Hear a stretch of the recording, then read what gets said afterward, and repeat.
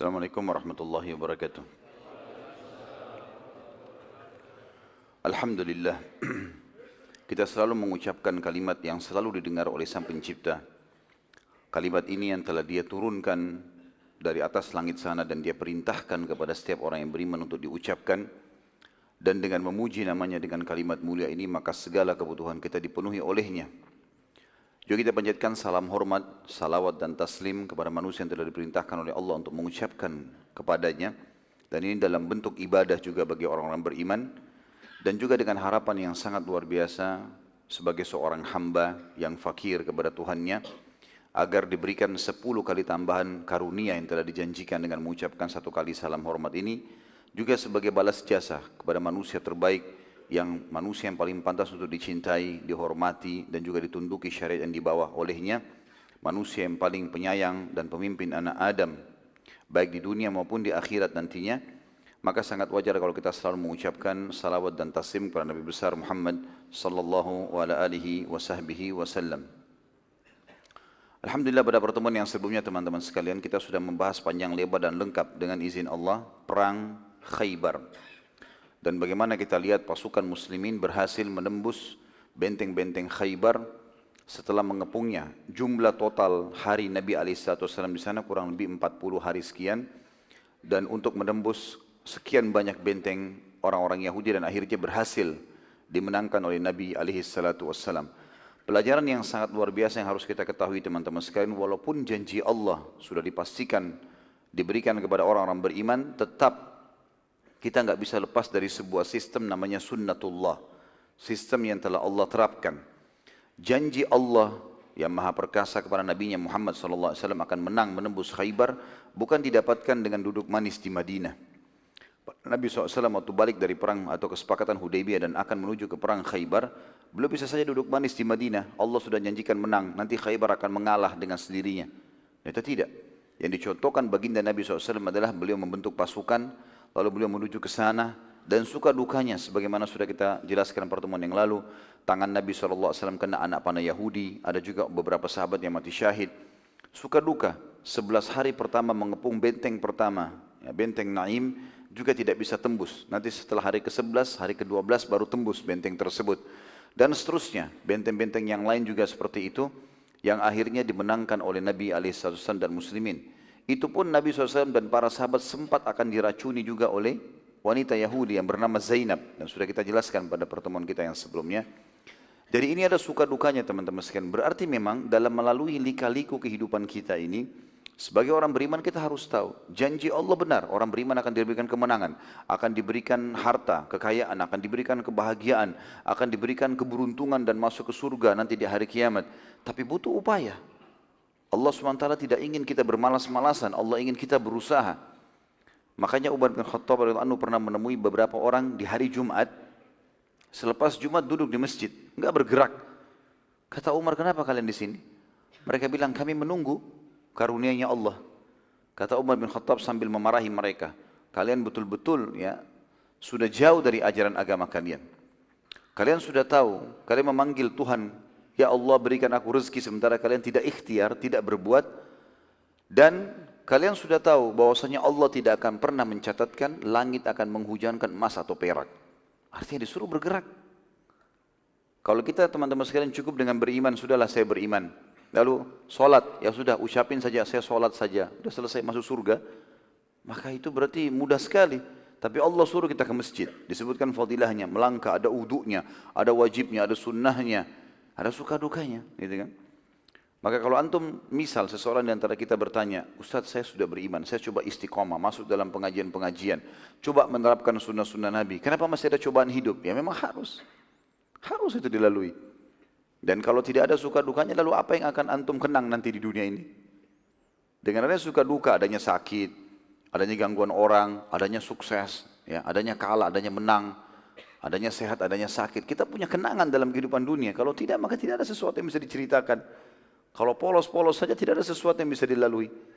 Maka tetap kita berpegang pada firman Allah Subhanahu wa taala dalam surah Maryam. Renungi baik-baik ayat ini. Allah Subhanahu wa taala berfirman, A'udzubillahi minasyaitonirrajim. Rabbus samawati wal ardi wa ma bainahuma fa'budhu wastabir li'ibadati. Hal ta'lamu lahu samia? Allah itu adalah pencipta, pemilik, penguasa semua langit dan bumi dan apapun ada di antara keduanya. Maka sembahlah dia, hanya tunduk, patuh, nikmati, kerjakan apa yang diperintahkan dan dihalalkan dan jauhi apa yang dilarang dan bersabar dalam masalah itu.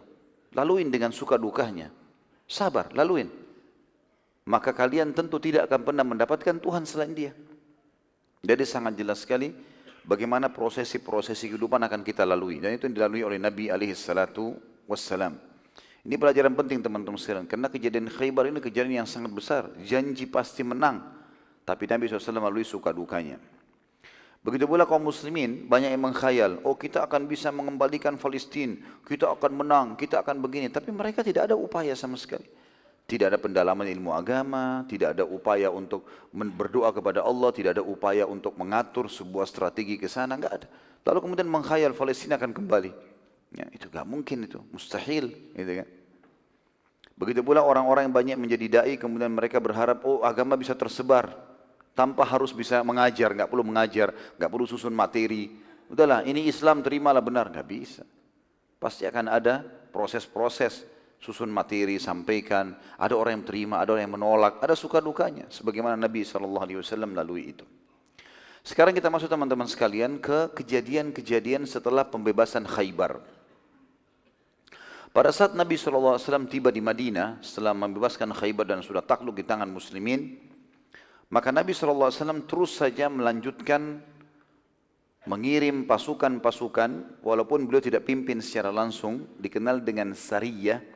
Dan Sariyah sudah pernah saya jelaskan, khilaf di antara ahli ulama, ahli sejarah, ada yang mengatakan 100 orang ke bawah, atau 3 sampai 100 orang dikatakan Sariyah, atau sampai 300 orang. Ini khilaf di antara mereka dan jumlahnya, tapi maksimal jumlah 300 orang dikatakan Sariyah. Artinya ini brigade-brigade atau pasukan-pasukan kecil yang Nabi SAW sering utus untuk menjalankan misi-misinya. Nah, ini salah satu strategi perang Nabi SAW. Beliau tidak selamanya bentuk pasukan besar, tapi ada orang-orang yang terampil lalu kemudian diutus untuk menyerang musuh-musuh. Kalau mereka sudah berhasil dengan 20 orang, 30 orang, ya sudah, untuk apa kirim pasukan besar.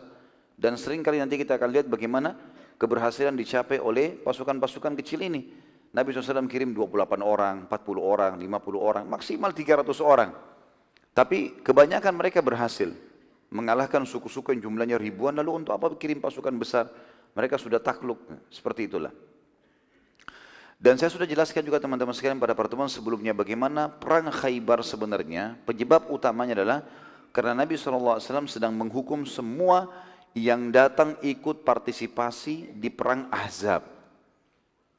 Setelah takluk Khaybar dan ada perdamaian dengan orang-orang Quraisy, maka Nabi SAW mulai waktu tiba di Madinah mengutus pasukan-pasukan kecil, banyak sekali.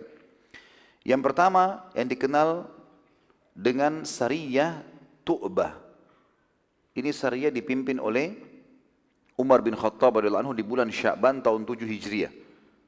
Ya, karena tentu Khaybar takluk di tahun 7 Hijriah. Ya. Langsung Nabi SAW tidak pakai tunggu. Dan ini menandakan teman-teman sekalian bagi muslimin tidak ada waktu untuk diam. Harus bergerak menyebarkan agama Allah Subhanahu wa taala. Nabi SAW terus langsung bergerak dan Sariyah dipimpin oleh Umar bin Khattab. Tujuannya adalah menyerang suku Hawazim. Karena Hawazim sempat ikut ya, di dalam perang Ahzab. Dan Hawazim suku yang sangat besar. Jumlahnya saja, jumlah personil perangnya mereka itu sama orang-orang sukunya. Satu suku itu 30.000 orang. Jadi jumlah yang sangat besar. Kalau tidak salah malah 30.000 itu personil perangnya saja. Sisanya masih banyak wanita dan anak-anak. Dan kita akan lihat nanti setelah pembebasan kota Mekah, Nabi SAW menyerang suku Hawazim secara khusus. Waktu itu Umar bin Khattab datang dan pada saat Umar bin Khattab mendekati suku Hawazim di sekitar Mekah atau melewati Mekah sedikit mendekati kota Taif, ternyata suku Hawazim melarikan diri karena tahu kalau Umar bin Khattab datang.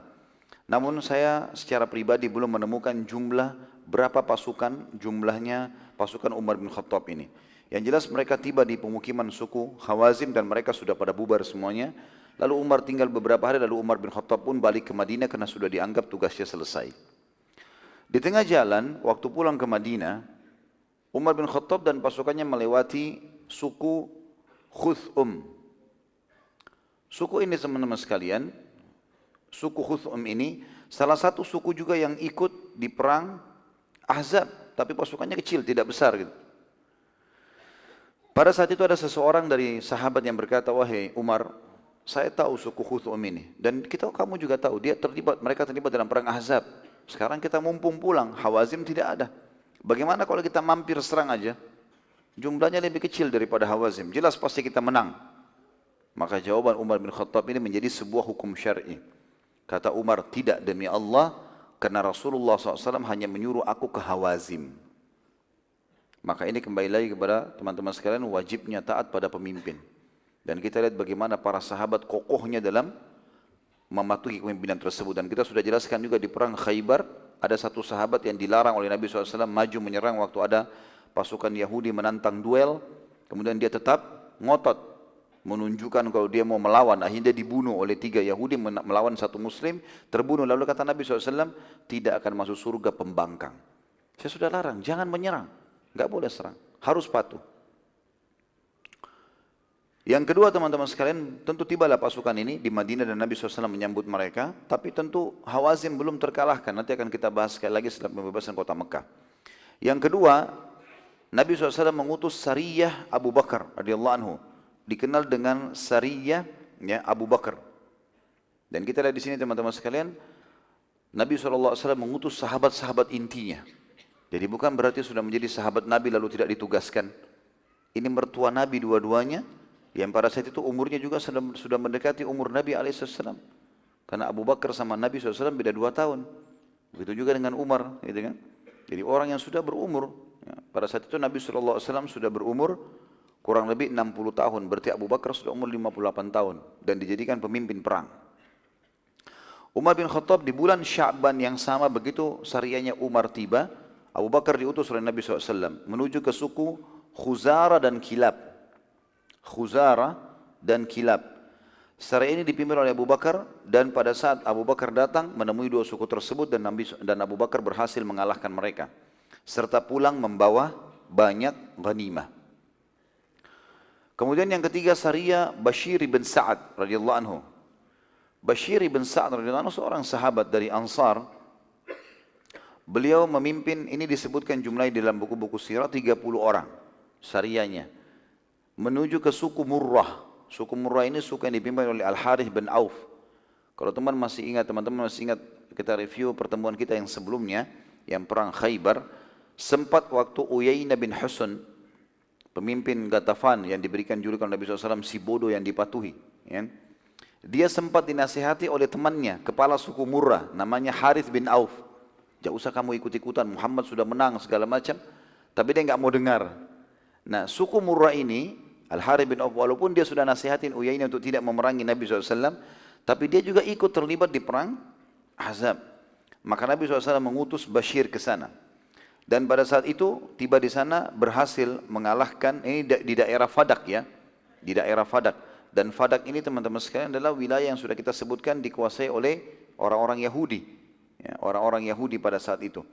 Dan Fadak sudah takluk di tangan muslimin waktu itu, mereka membayar jizyah. Ternyata waktu itu suku Murrah sudah mendengar tentang kedatangan Bashir dan teman-temannya dan diketahui jumlah mereka hanya 30 orang, maka terjadilah penyerangan tiba-tiba kepada 30 sahabat ini. 28 orang terbunuh mati syahid, dan pemimpinnya sendiri Bashir sempat melarikan diri ke benteng Yahudi yang terkenal dengan benteng Fadak. Dan orang-orang Yahudi karena ada kesepakatan dengan Nabi SAW membayar jizyah, maka akhirnya mereka menerima Bashir, dan Bashir berhasil selamat. Dengan ada juga 1 orang sahabat yang akhirnya selamat, ya, pergi ke Madinah dan melaporkan kejadian tersebut kepada Nabi SAW. Kejadian yang ketiga ini, sariyahnya Bashir sempat sedikit memicu bangsa-bangsa Arab yang khawatir diserang. Mereka punya tamak untuk menyerang Nabi SAW, tapi mereka masih belum berani melakukan itu. Nanti kita kembali ke masalah itu tentunya. Ada beberapa kasus setelahnya berhubungan dengan Bashir ini. Setelahnya ada Ghalib, Sariyah Ghalib. Ini yang keempat, dikenal dengan Sariyah Ghalib bin Laith radhiyallahu anhu. Ini pada bulan Ramadan. Jadi tadi bulan Sya'ban, ketiga Sariyah sebelumnya, ini yang keempat di bulan Ramadan. Di tahun 7 Hijriah, Nabi SAW mengutus kurang lebih 130 orang yang dipimpin Ghalib bin Laith ke suku Awal dan Tha'labah. Suku Awal dan Tha'labah ini juga dua suku yang ikut dalam perang Ahzab. Ghalib waktu itu sangat berhati-hati setelah kejadian terbunuhnya 20 orang sahabat Nabi yang dipimpin oleh Bashir di Fadak. Bagaimana mereka diserang tiba-tiba oleh suku Murrah. Maka Ghalib memerintahkan agar pasukannya yang 130 orang ini, mereka harus bergandengan tangan satu sama yang lain. Dan harus kenal siapa yang di sebelahnya ini. Kamu sama kamu harus mengenal dari gerakan badan, dari bahasa, dari suara, harus tahu kalau ini sahabat dekatnya. Dan mereka harus jalan sama-sama. Dan kalau ada misalnya muslimin di depannya, mereka bisa saling mengingatkan, itu muslim, jangan sampai kita salah bunuh. Karena rencananya si Ghalib ini akan menyerang dua suku tadi di malam hari. Pada saat itu, Ghalib bercerita radhiyallahu anhu dalam kisah ini, dia bilang, pada malam itu aku mencoba mengintai dari sebuah tempat yang agak tinggi, bukit, di dekat pemukiman suku atau musuh tadi yang akan diserang, suku akan dimusuh atau suku yang akan diserang atau musuh yang akan diserang. Dan ternyata aku menemukan mereka memang sedang mempersiapkan untuk menyerang Madinah. Besoknya ini rencananya mereka akan menyerang Madinah dan pasukannya sudah siap semuanya. Dan aku terus saja mengintai mereka tanpa aku sadar aku sedang berada di sebuah bukit yang cukup tinggi. Dan itu adalah berdempetan dengan rumah salah satu penduduk suku tadi atau suku Awal. Pada saat itu aku sempat mendengarkan pembicaraan dari dalam rumah itu. Suami istri berbicara. Kata si suaminya pada istrinya, sungguh semalam aku tidak melihat bayangan itu di bukit itu. Jadi rumahnya kelihatan dari jendela. Bukit itu kayak ada bayangan hitam. Dia bilang, saya semalam tidak lihat bayangan itu. Ghalib berkata, aku pun berusaha untuk tidak bergerak, khawatir ketahuan, sementara kami akan menyerang malam itu. Maka si pemilik rumah itu berkata pada istrinya, ambillah busur dan anak panahku. Aku ingin memastikan, apakah itu manusia atau bukan. Lalu kata Ghalib, orang itu pun memanah ke arahku. Karena jarak yang tidak terlalu jauh, dan orang yang mahir memanah ini, walaupun malam hari dia tahu sasarannya kena atau tidak, maka dia mengarahkan panah tersebut, kata Ghalib, itu kena ke lenganku dan sempat menyobek lengan kananku. Tapi aku berusaha untuk tidak bergerak walaupun darah terus menetes. Ya, sakit sekali karena mereka membuat anak-anak panah itu dibuatnya dari bahan-bahan yang sangat tajam. Ya, kadang-kadang ujungnya ditaruh racun dan seterusnya. Maka karena orang itu masih penasaran, dia berkata pada istrinya, demi Allah aku yakin panahkanku tidak meleset. Tapi biar aku pastikan lagi. Lalu dia memanahkan lagi satu anak panahnya dan kata Ghalib, kena pas di sebelah lukaku tadi. Maka menambah sobekan tersebut. Tapi aku berusaha untuk tidak bergerak. Ya. Dan dengan izin Allah, aku betul-betul dimudahkan oleh Allah untuk tidak merasakan sakitnya. Orang itu lalu berkata pada istrinya, demi Allah, kalau itu sesuatu yang bergerak, itu adalah sesuatu yang bernyawa, maka tidak akan mungkin dia bisa hidup. Anak panah tadi itu sudah mematikan pasti. Tapi ini tidak bergerak sama sekali. Maka gara-gara itu kedua suami istri tidur malam itu, lalu Ghalib pun kembali ke pasukannya lalu menyerang pada malam itu dan alhamdulillah berhasil. Ya, berhasil. Pada saat sudah berhasil teman-teman sekalian, maka Ghalib mengumpulkan pasukannya karena jumlah cuma 130 orang. Suku ini awal ini sangat besar, ribuan orang. Maka Ghalib mengatakan, ingat, kalau ada yang lari jangan dikejar. Biarkan saja. Cukup kita sudah menang dan mereka tahu muslimin sedang menyerang. Karena nanti khawatir ketahuan jumlahnya. Maka pada saat itu pun akhirnya salah satu sahabat yang masyhur, ya, namanya Usama bin Zaid radhiyallahu anhu, dia dan ayahnya dikenal dengan kekasih Nabi SAW. Kebetulan dia berjalan berdampingan dengan satu orang Ansar. Berpegangan tangan, kalau ada musuh baru mereka lepas tangan menyerang musuh. Rupanya Usama bin Zaid ini melihat waktu lagi ditawan musuh-musuh yang ada di depan mereka, ada satu musuh dari suku awal namanya Mirdas. Mirdas bin Nuhaik. Mirdas bin Nuhaik ini mencaci maki muslimin, mencaci maki Islam, mencaci maki Nabi SAW. Sambil dia lari, dia caci maki lalu dia lari. Tadi perintah pemimpin, jangan kejar, udah biarin aja. Gitu kan. Tapi Usama nggak bisa tahan lihat orang ini. Terus saja dia menghina agama Islam, olok-olok, tapi tidak disebutkan itu jenis olok-olok yang jelas. Dikata ahli sejarah, dia mengolok-olok dan dia juga menghina Nabi SAW. Maka Usama bin Zaid, supaya dia tidak melanggar perintah pimpinannya, dia coba menjalankan kudanya pelan-pelan. Kalau orang itu tidak menjauh, akan diserang oleh Usama. Waktu Usama mendekat, orang ini mengolok-olok, kemudian Usama mendekat, dia lari.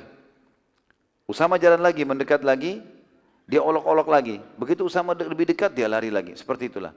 Sampai akhirnya Usama tidak tahan, Usama pun turun dari kudanya, kemudian mengejar orang tersebut. Terjadilah duel antara Usama dengan orang ini. Dalam kisah yang masyhur, tentu antum sudah tahu kisah ini, tapi nama Mirdas mungkin tidak semua orang mengetahui kalau ini adalah kasusnya Mirdas bin Nuhaik. Maka Usama bin Zaid pun berhasil menaklukkan orang ini. Mirdas ditebas, dipukul sehingga tangannya kena dan pedangnya jatuh.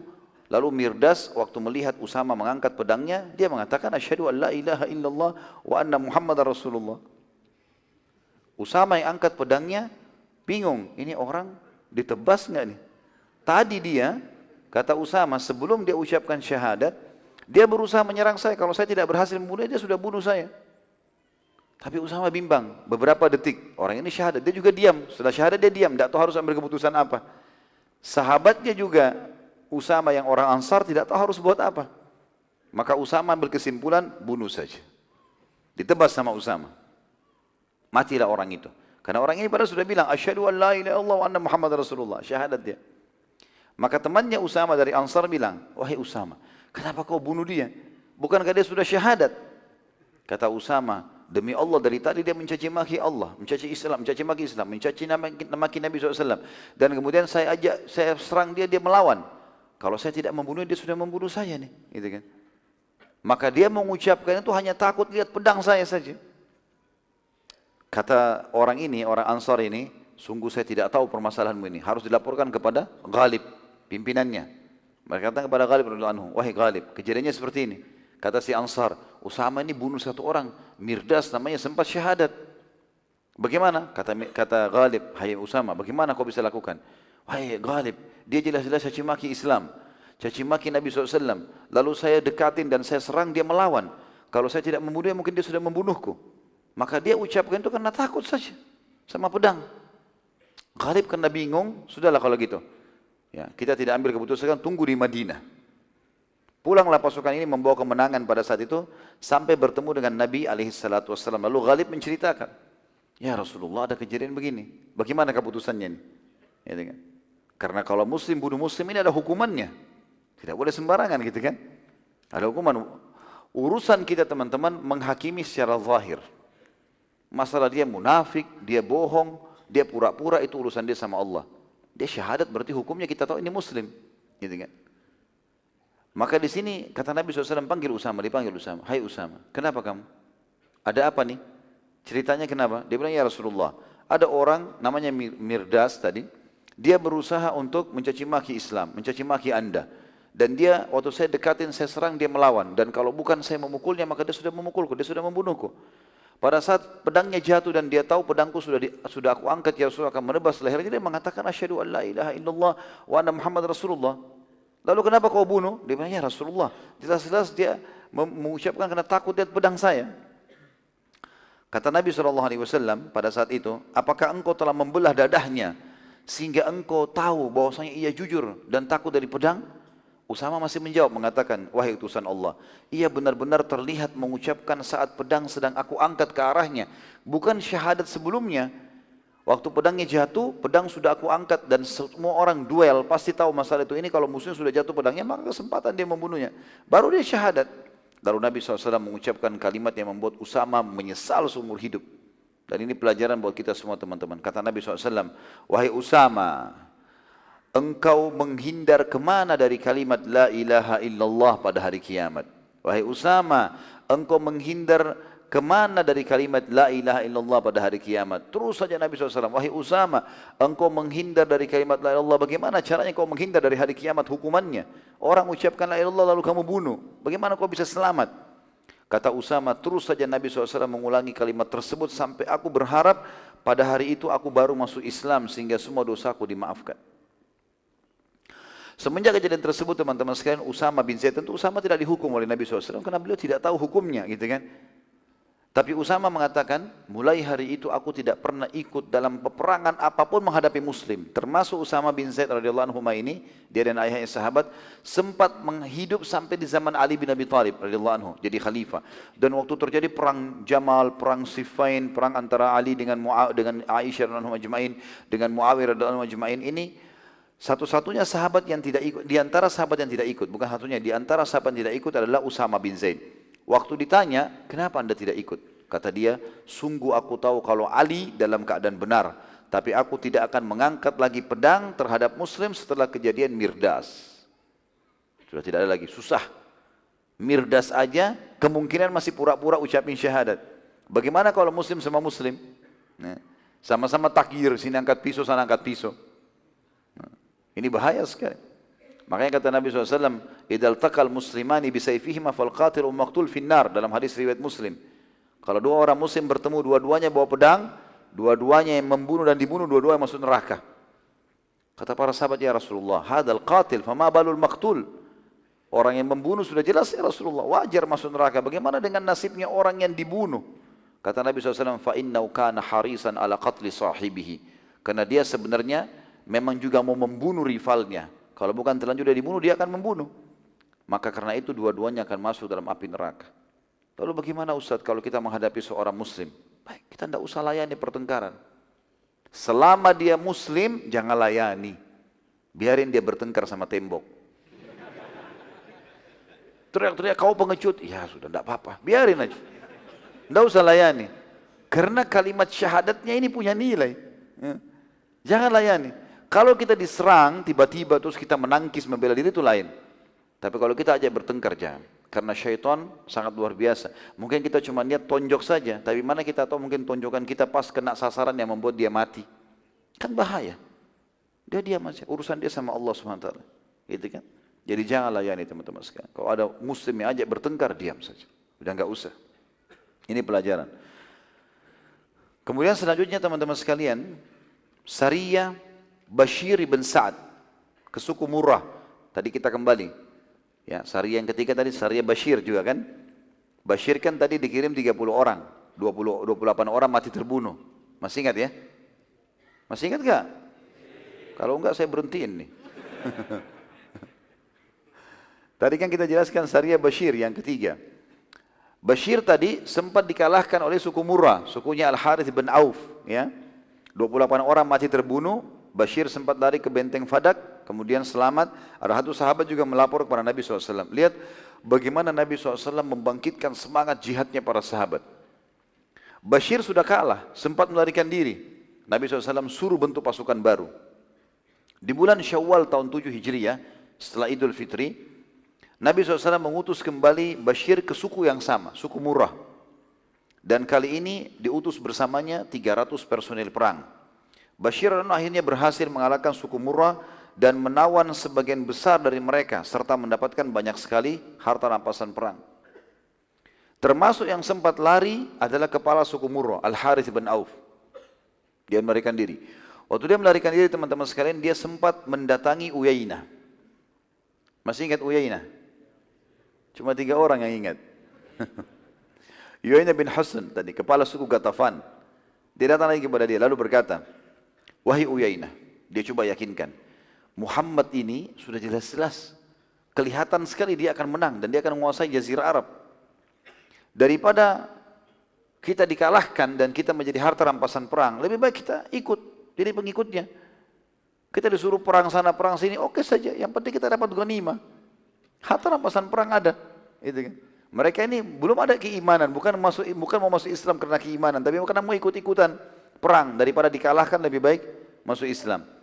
Terus dia bilang sama Uyainah, hai Uyainah, baru bulan lalu, 2 bulan lalu, di bulan Sya'ban, saya sama suku saya membunuh 28 orang sahabatnya Muhammad dan dipimpin oleh Bashir. Sekarang Bashir datang membawa 300 orang dan berhasil mengalahkan sukuku. Maka bagaimana kalau seandainya kita tidak mengalah sekarang dan mungkin dia akan utus pasukan lebih besar lagi. Terus saja Al-Harith dari suku Murrah ini bin Auf meyakinkan Uyainah bin Husn sampai Uyainah mengatakan, baiklah, apa saranmu? Kata dia, kita masuk Islam saja. Kita menuju ke Madinah masuk Islam. Waktu keduanya lagi menuju ke Madinah mau masuk Islam, dan ini dua-duanya sukunya besar.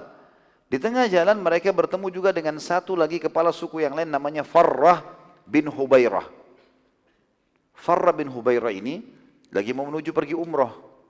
Ketemu dengan dua-dua. Ini bertiga orang bersahabat, tiga-tiganya kepala suku yang berbeda. Farrah bertanya kepada keduanya, kepada Al-Harith dan juga Uyainah, mau kemana kalian? Kata mereka, kami mau ke Madinah, masuk Islam, menjadi pengikut Muhammad. Farrah berkata, sabar dulu. Aku akan menuju ke Mekah untuk umrah dan melihat keputusan Quraisy. Bila Quraisy bersiap-siap memerangi Madinah, maka tunggu sampai siapa yang menang. Yang menang kita dukung. Kita jadi pengikutnya. Karena mereka tujuannya bukan untuk masuk ikut akidah, cuma untuk mencari keamanan saja. Bila Muhammad yang menang, maka jadilah pengikutnya. Tapi bila Quraisy yang menang, untuk apa kalian jadi pengikutnya Muhammad? Toh juga kalah. Maka gara-gara pertimbangan ini dari Farrah, keduanya batalkan masuk Islam. Ini. Uyainah dan Al-Harith mengatakan pendapat yang baik. Kita tunggu saja nanti. Mereka tunggulah. Si Farrah pergi ke Mekah. Memang dia mau umrah, tapi umrah jahiliyah ini ya.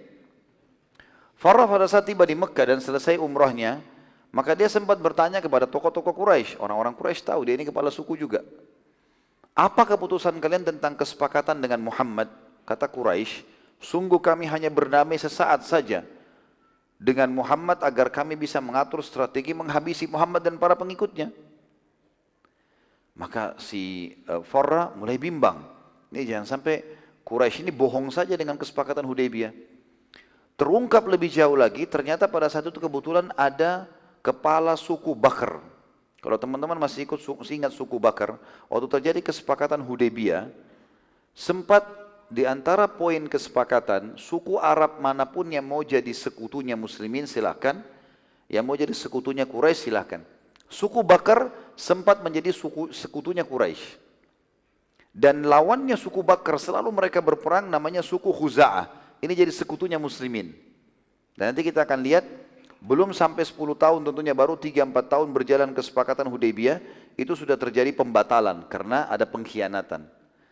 Kepala suku Bakr ini sekutunya Quraisy. Khuza'ah sekutunya Muslimin. Nama kepala suku Bakr Naufal bin Muawiyah Ad-Daili. Naufal bin Muawiyah Ad-Daili. Dia waktu itu, teman-teman sekalian, kebetulan lagi ada di Mekah dan dilihat oleh Farrah ini. Dia bilang kepada Quraisy, ayolah kita perangi suku Khuza'ah. Terus saja dia memotivasi agar Quraisy mau memerangi suku Khuza'ah. Walaupun Quraisy masih belum menanggapi. Akhirnya Farrah mengambil kesimpulan.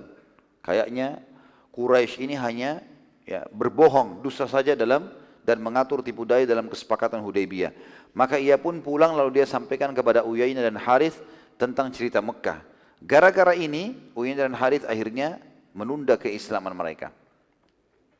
Di sini tentu teman-teman sekalian sebuah pelajaran, subhanallah.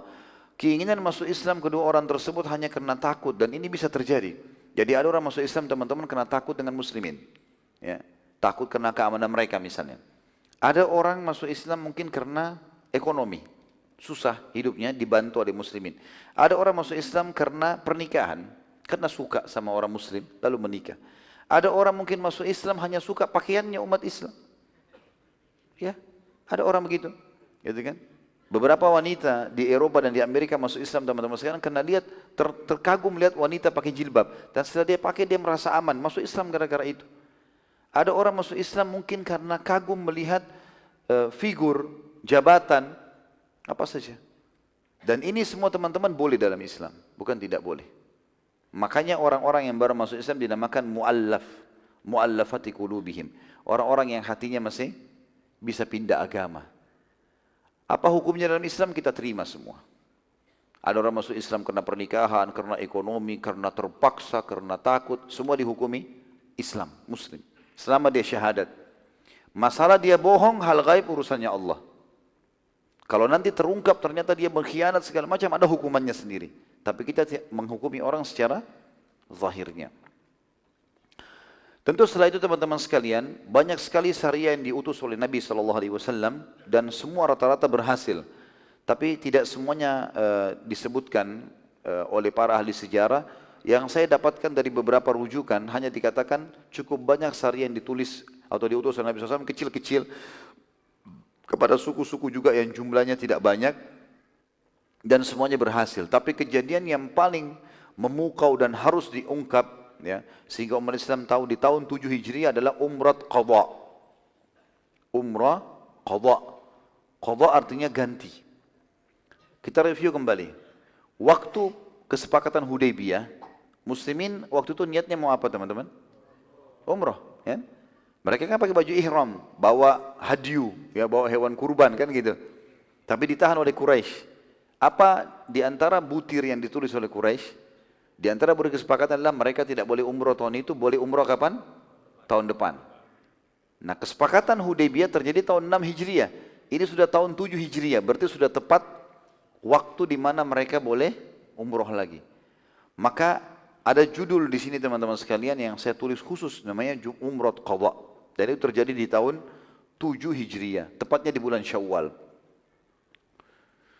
Setelah lewat setahun dan tepatnya memang Hudaybiyah terjadi bulan Syawal tahun 6 Hijriah, maka muslimin sesuai kesepakatan sudah boleh masuk Mekah dan mereka punya hak masuk selama 3 hari. Maka keluarlah Nabi SAW bersama seluruh yang ikut di Hudaybiyah tahun lalu, kecuali yang telah mati syahid di Khaybar atau yang wafat sebelum tiba masa itu. Juga terdapat 600 orang baru yang tidak hadir di Hudaybiyah tahun lalu, tapi mereka ingin ikut bersama Nabi SAW umrah. Nabi buka, silakan yang mau ikut.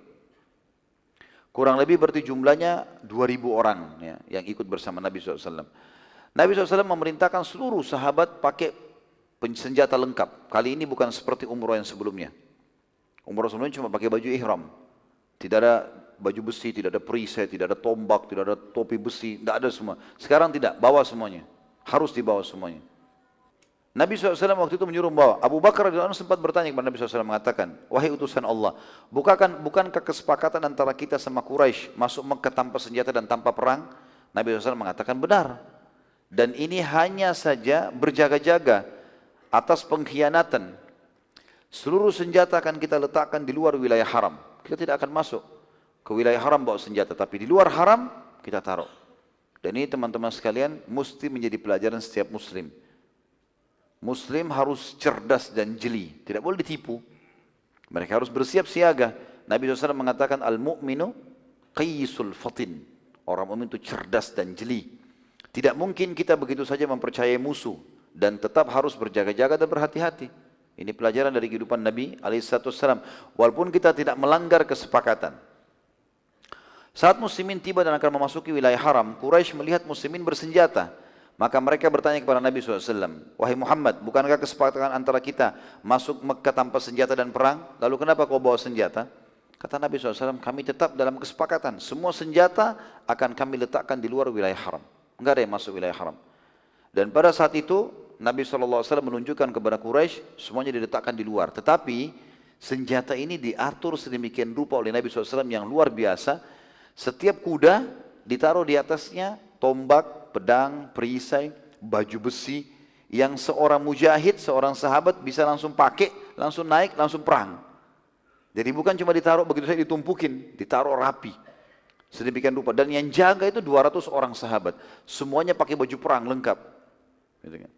Supaya kalau terjadi pengkhianatan di Mekah nanti, ini kan 2000 orang yang masuk, berarti 1800 orang masuk, 200 jaga senjata.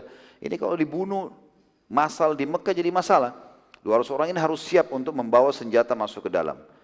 Pada saat itu pun Quraisy waktu melihat Nabi SAW tidak membawa senjata dan semua ditaruh di luar wilayah haram, dan juga di sekitar di situ Quraisy meletakkan pasukannya, menjaga juga yang 200 orang itu. Betul nggak senjata nggak dibawa? Gitu kan. Dan ternyata mereka betul-betul tidak membawa itu. Maka Nabi SAW pun masuk umroh bersama para sahabat. Pada saat Nabi SAW sudah masuk, 1800 orang kurang lebih masuk ke dalam wilayah haram, sambil bertakbir, bertahlil, mengucapkan kalimat talbiyah, dan 200 orang sahabat menunggu di luar wilayah haram untuk menjaga senjata muslimin. Abu Sufyan waktu itu yang merupakan pemimpin Quraisy, dia tidak ingin masyarakat Mekah berinteraksi dengan muslimin. khawatir nanti ada yang terpengaruh lalu mau masuk Islam. Maka dia sempat menyebarkan isu kalau muslimin yang datang dari Madinah sedang tertimpa penyakit kuning. Waktu itu begitu disebutkan, penyakit yang biasanya menimpa seseorang, kulitnya berwarna kuning dan penyakit itu menular. Bisa membuat tubuh seseorang melemah dan terjangkit. Artinya orang yang kena dekatnya bisa terjangkit, menular. Mendengar berita tersebut, mayoritas penduduk Mekah segera melarikan diri keluar. Karena muslimin berada 3 hari di sana. Kemudian mereka pun naik, tinggal di bukit-bukit agar bisa menyaksikan muslimin dari jarak jauh. Yang tinggal di Mekah tentu tokoh-tokoh Quraisy saja yang tahu kalau itu cuma isu. Seperti Ikrimah bin Abi Jahal, Safwan bin Muawiyah dan lain-lainnya. Mereka tidak mau pula keluar dari Mekah. Muslimin pada saat masuk Mekah mereka kaget, tidak ada orang, sunyi. Cuma ada beberapa orang saja dari tokoh-tokoh Quraisy. Maka mereka pun lebih gembira, mereka bisa bertakbir, bertahlil, mereka bisa tawaf, bahkan menyelesaikan umrohnya dengan sangat mudah. Nabi SAW waktu itu sudah 7 tahun tidak memasuki kota Mekah dan beliau sangat gembira, demikian juga muslimin. Mereka terus bersyukur kepada Allah tentu yang maha mulia. Namun pada saat akan tawaf, Nabi SAW sempat mendengar isu tadi. Kalau Abu Sufyan menyebarkan berita itu, Abu Sufyan belum masuk Islam. Menyebarkan isu tidak benar bahwasanya muslimin kena penyakit kuning dan ini yang menyebabkan kenapa Mekah jadi kosong.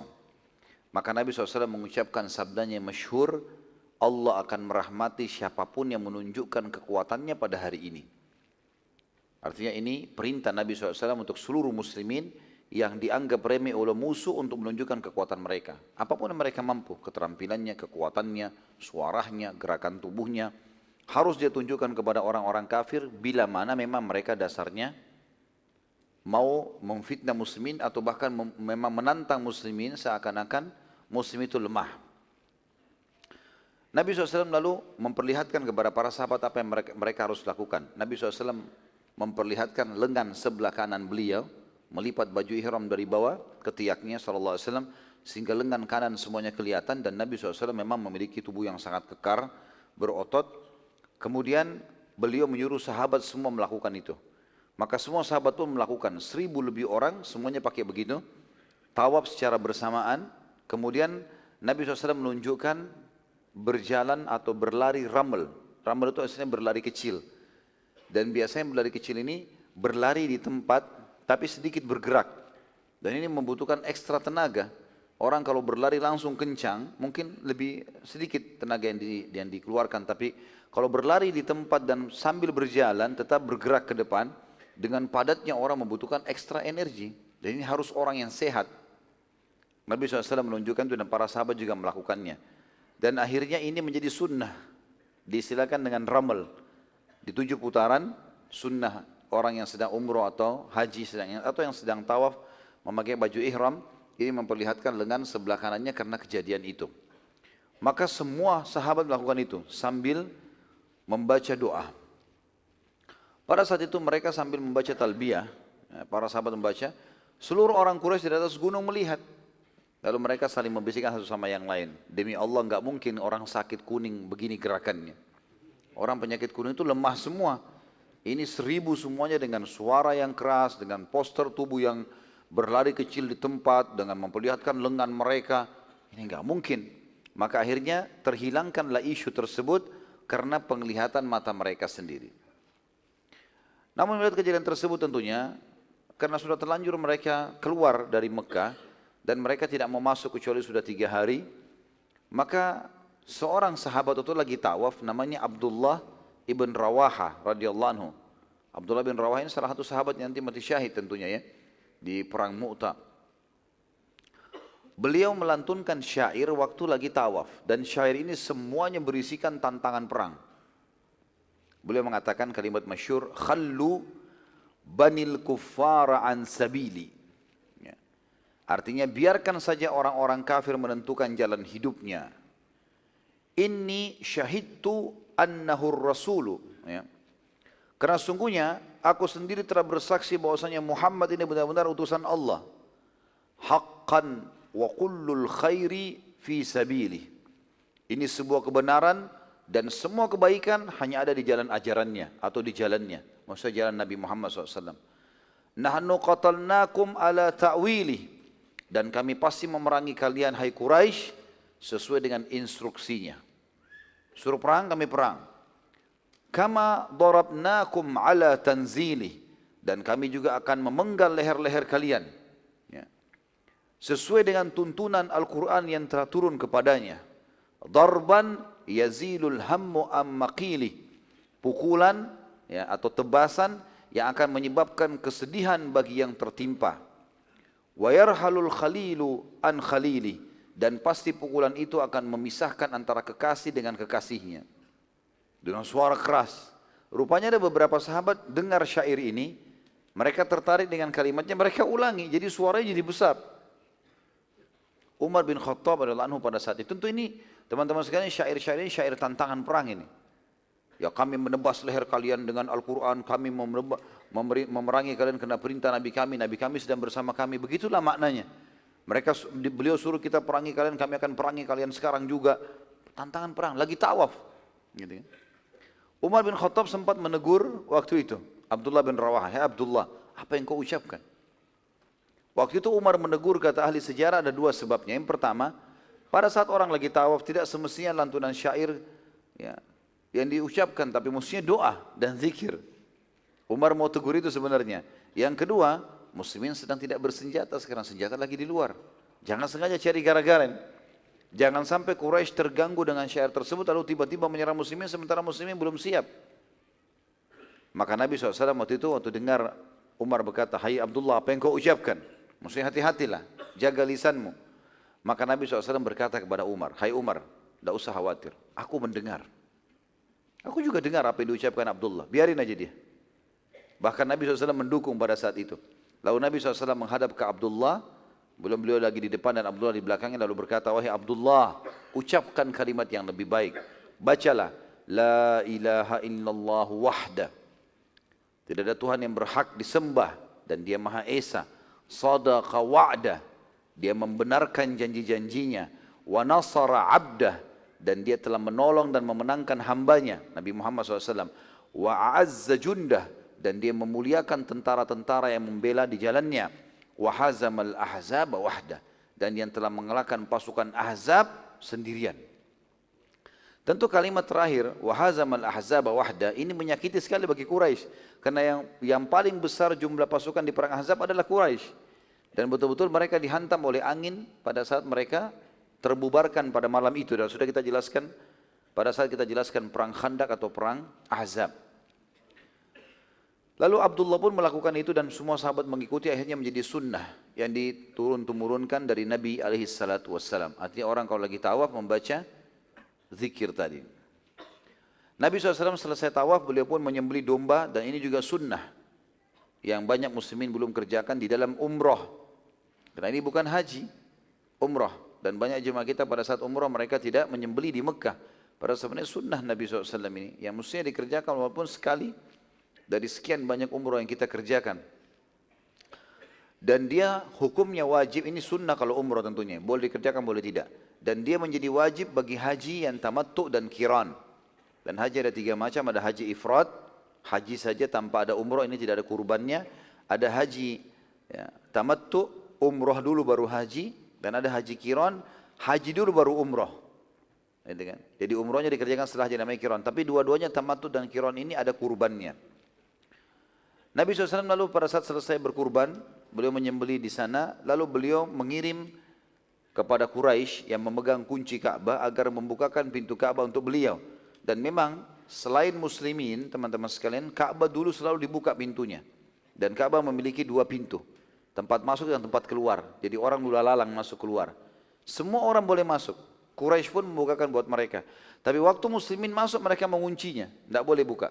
Nabi SAW kirim, minta kepada pemegang kunci untuk membukanya. Tapi mereka menolak. Mereka mengatakan ini tidak dalam kesepakatan. Nabi SAW pada saat melihat kekakuan Quraisy dalam hal tersebut, maka beliau melakukan satu perbuatan yang menyakiti hati mereka akhirnya. Beliau mengatakan pada Bilal, kalau begitu hai Bilal, Ka'bah tidak dibuka, naiklah ke atas Ka'bah. Dan azanlah. Karena sekarang waktu sholat sudah tiba.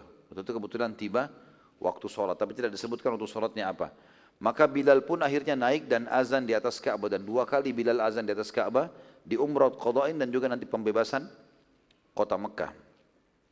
Waktu melihat kejadian tersebut dengan suara keras Bilal muazzin, dan mereka tahu, orang Quraisy tahu siapa Bilal. Bilal ini mantan budaknya mereka dulu di Mekah. Orang yang dianggap kelas nomor 2 lah gitu kan. Maka Quraisy pun terpukul, tapi mereka tidak bisa buat apa-apa. Karena kalau mereka mengganggu, ini jelas-jelas mereka dalam perdamaian. Ikrimah bin Abi Jahal, ya, anaknya Abu Jahal yang nanti juga akan masuk Islam insyaAllah, sungguh sangat baik. Ya. Dia berkata, sungguh sangat beruntung Abu Hakam. Abu Hakam maksudnya ayahnya sendiri, Abu Jahal. Karena tidak melihat budak ini azan di atas Ka'bah. Jadi ini tentu kesombongan dari mereka. Bagaimana mereka menganggap mustahil ada kulit hitam naik di atas Ka'bah atau mengurus Ka'bah. Itu dalam Islam sudah tidak ada ini. Tidak ada rasisme lagi, tidak ada kesukuan lagi. Semuanya orang yang mulia di sisi Allah adalah orang yang paling bertakwa, orang yang paling patuh. Pada saat muslimin akan meninggalkan Mekah, setelah 3 hari teman-teman sekalian, mereka menyembah Allah yang Maha Perkasa. Nabi SAW ingin menambah beberapa hari lagi, karena masih rindu, ingin ibadah, nyaman di Mekah. Namun orang-orang Quraisy telah mengutus Ikrimah bin Abi Jahal untuk mengingatkan muslimin dan segera keluar. Nabi SAW sempat mengajak negosiasi Ikrimah, mengatakan, hai Ikrimah, bagaimana kalau kau jadi tamuku di kemah, dan aku akan negosiasi denganmu. Maka Ikrimah mengatakan, aku tidak butuh, tidak ada hajat dengan jamuanmu hai Muhammad, keluarlah segera dari wilayah dan kota kami. Salah satu pimpinan Ansar Madinah, Sa'ad ibn Ubadah radhiyallahu anhu, marah dengan statement Ikrimah.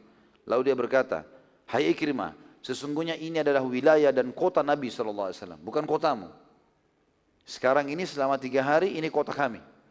Dan ini juga kota Nabi SAW, bukan kota kamu. Maka Nabi SAW sempat menenangkan Sa'ad dan berkata, tidak boleh orang yang datang ke lokasi kita, lalu kita mengganggunya. Walaupun kita sekarang berkuasa 3 hari, nggak boleh sama sekali kita mengganggu mereka. Dan memerintahkan agar muslimin segera meninggalkan Mekah. Saat meninggalkan Mekah teman-teman sekalian, sebagian orang-orang bodoh dari Quraisy yang tidak faham, mereka tidak tahu nilainya kesepakatan, maka mereka berusaha menyerang muslimin.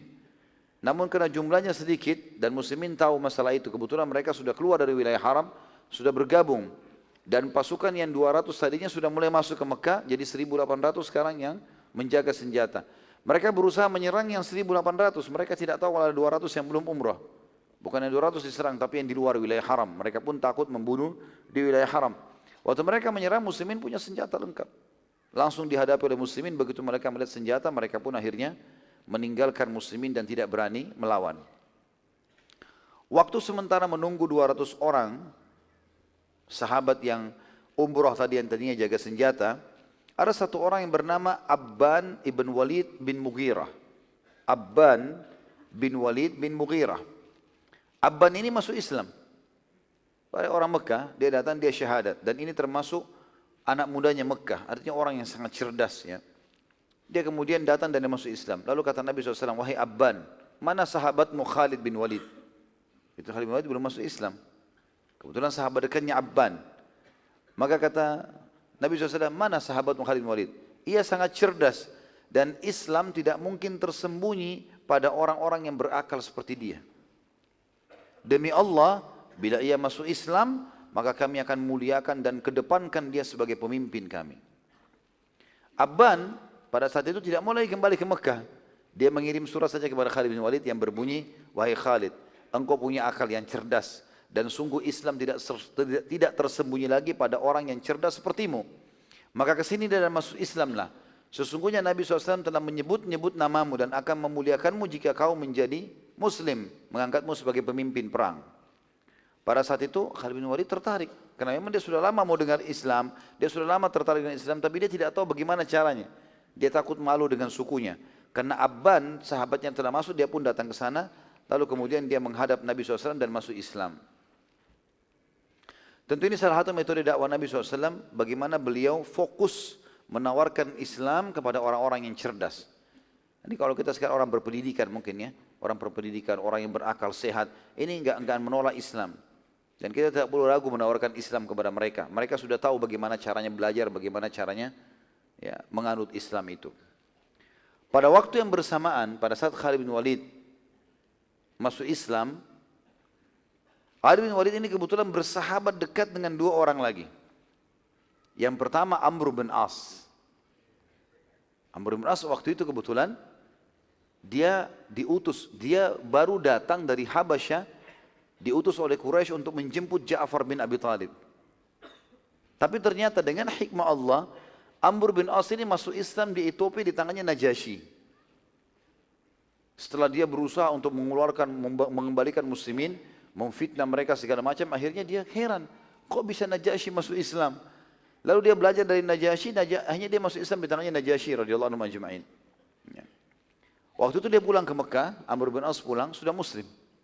Dia tidak tahu kalau Khalid bin Walid ini juga masuk Islam.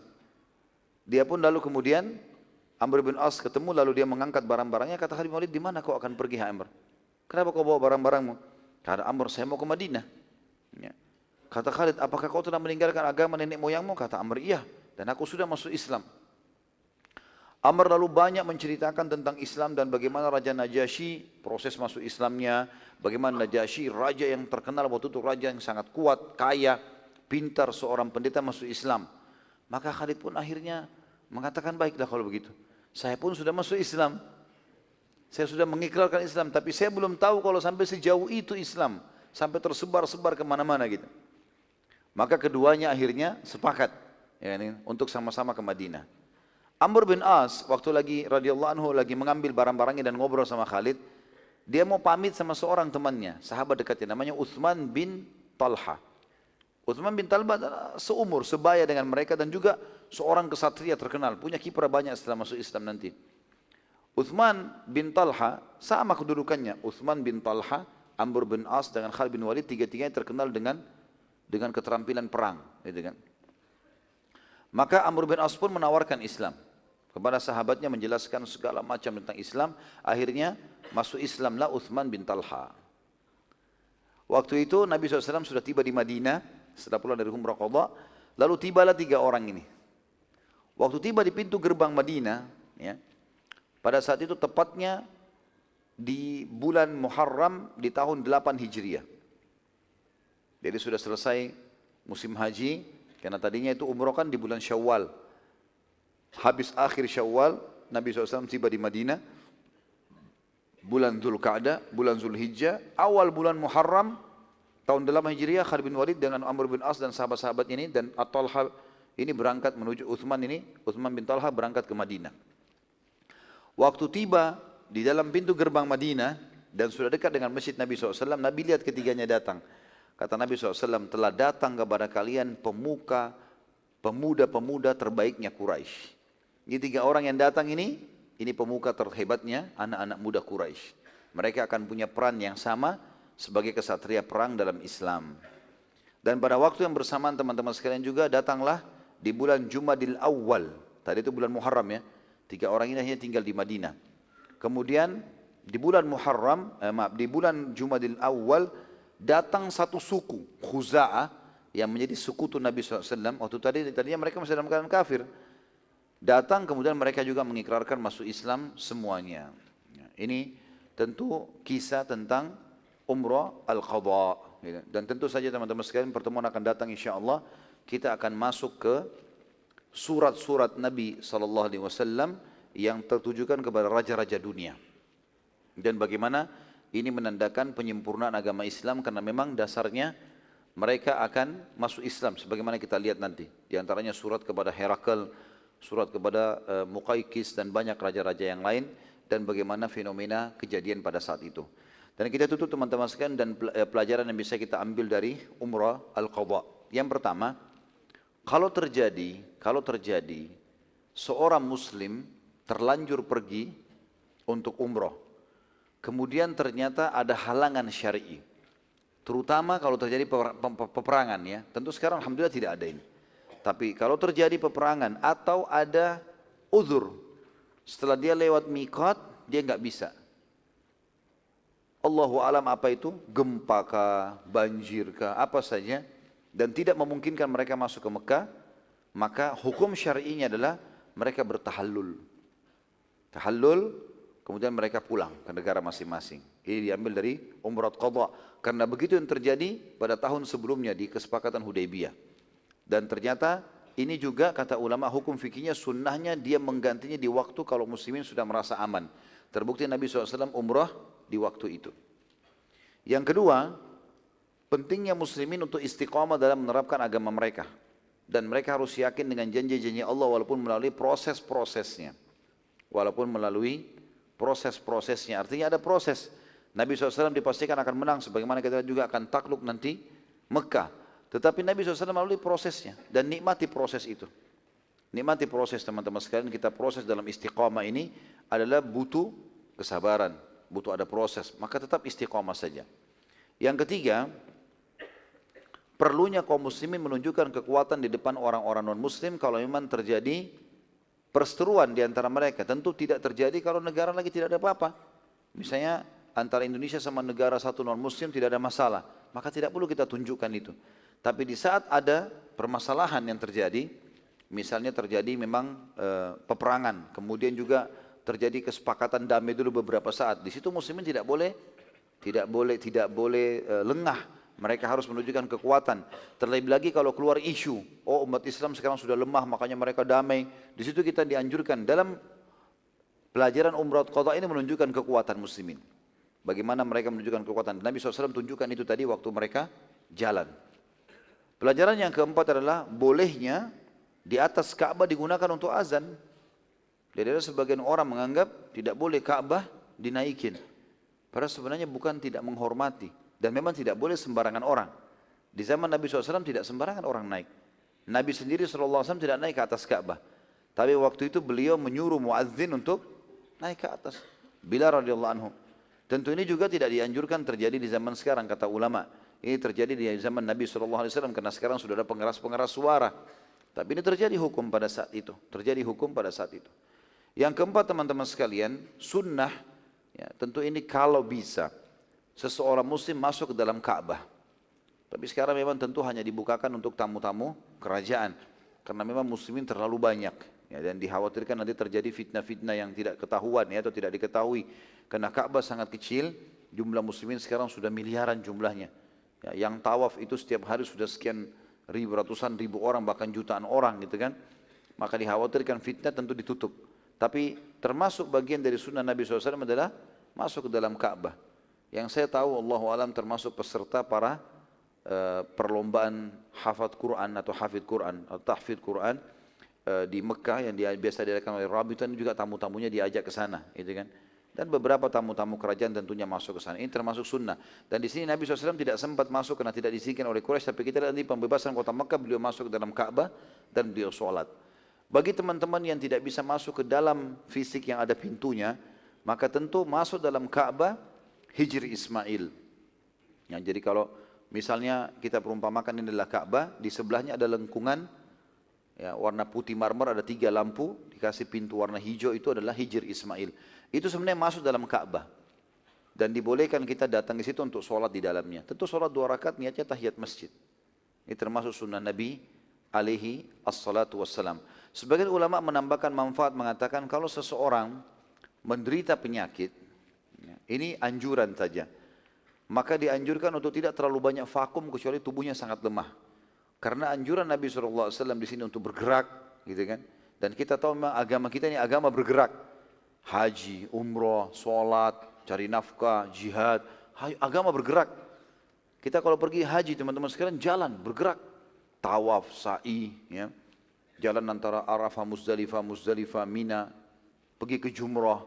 Gitu kan? Memang agama ini agama bergerak, dianjurkan. Bahkan ulama mengatakan pergi masjid jalan kaki lebih afdal daripada orang bertunggangan. Sampai begitu, jadi disuruh bergerak. Kita tahu ini agama yang bergerak.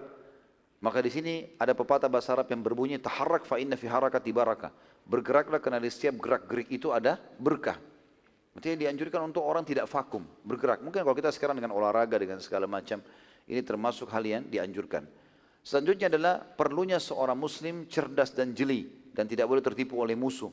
Sebagaimana Nabi SAW melakukan itu pada saat menyiapkan senjata-senjata perang walaupun tidak dipakai untuk menyerang musuh terlebih dahulu, tapi berjaga-jaga. Dan betul hampir saya terjadi pengkhianatan dari Quraisy. Pelajaran yang selanjutnya juga adalah bolehnya terjadi kesepakatan damai antara muslimin dengan orang-orang kafir kalau dilihat ada maslahat dan mudaratnya. Nabi SAW di perang Khaybar yang sebelumnya kita jelaskan, waktu melihat ada orang-orang Yahudi Fadak, wilayah Fadak yang berusaha untuk menegosiasi dengan Nabi SAW, Nabi terima. Walaupun Nabi punya pasukan bisa menyerang, Tapi kalau mereka pertama menawarkan diri untuk damai, ya sudah kita damai. Karena kondisi damai teman-teman lebih memudahkan orang-orang kafir masuk Islam dibandingkan peperangan. Karena kalau dalam kondisi damai, kayak kita sekarang Masya Allah, negara-negara Islam banyak damai gitu kan, perdamaian dengan negara kafir, semuanya bisa lintas negara, kita masuk pakai paspor, pakai visa, masuk ke negara manapun bisa masuk gitu kan.